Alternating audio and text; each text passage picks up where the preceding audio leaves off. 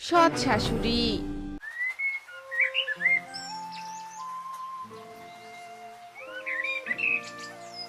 বাবা টোনা, শোন বাবা, তুই কি বিয়ে করবি না নাকি বলতো?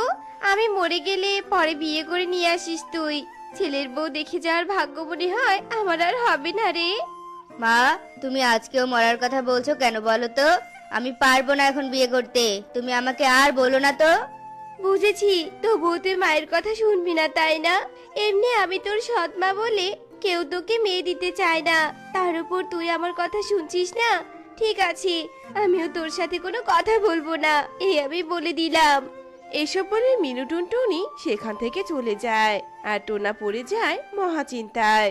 টোনা তার মা মিনু টুনটুনির সাথে কথা বলতে চাইলেও মিনু টোনার সাথে আর কিছুতেই কথা বলতে চায় না।